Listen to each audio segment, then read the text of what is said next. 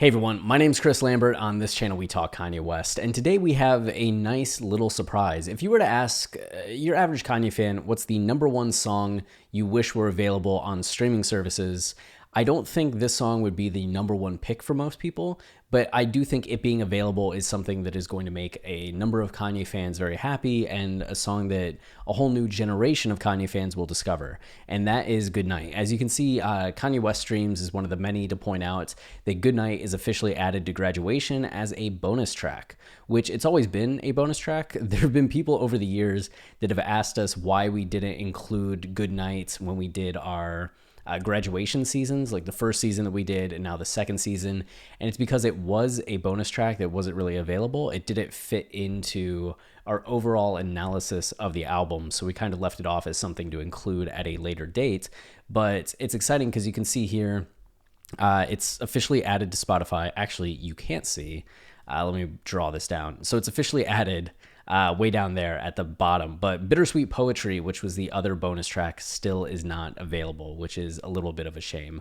But already you can kind of see a little bit of the continuity, as we have Good Morning starting the album and Good Night being the conclusion, right? At least in this bonus version. And that's why I think so many people really love the idea of the song being on the album, because it does give you that sense of coming full circle, right? Having an album start with Good Morning, having it end with Good Night, kind of the different energies, with Good Morning feeling much more, I'm going to go take the world by storm, and Good Night being a little more reflective, a little more sad.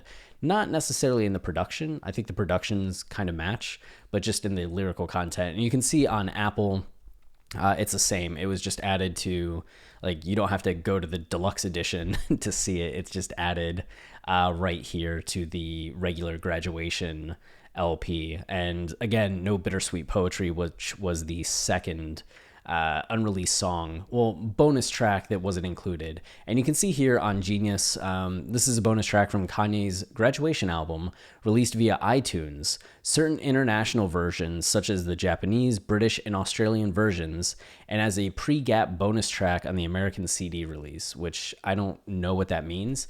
If you click the link, it just takes you to this weird thing. The pre-gap on a Redbook audio CD is the portion of the audio track that precedes index 1 for a given track in the table of contents. So I don't know what that means, but it's definitely not on my American CD of Graduation. But so on the iTunes versions in countries like Japan, Britain, and Australia, Goodnight was the bonus song that was included. One of the interesting details is Mos Def sang his chorus as early as 2003 on the second episode of the second season of Def Poetry.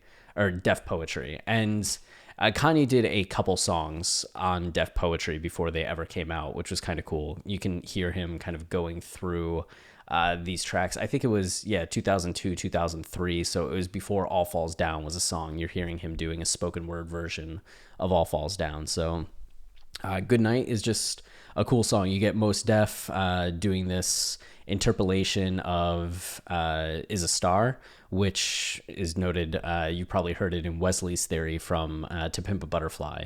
And Kanye has this really thoughtful verse that is in line with what we talk about on Graduation, I think, for the most part. It's very reflective.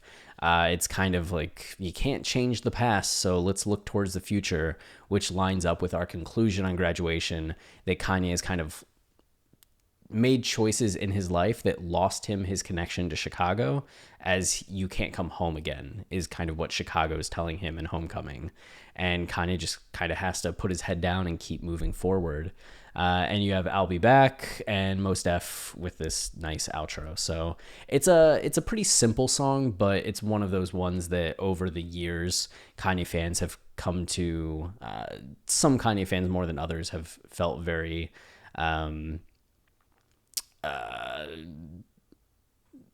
what's the word I'm looking for? Man, am I that tired? I have felt very connected to and just really started to cherish. So yeah, it's nice that it's available. If you've never listened to it, go listen to it. And that's it for this video. If you are enjoying the channel and you want to support us, the easiest way is to like, subscribe, comment, as any of those things tell YouTube this is a channel people like, and then they show it to others.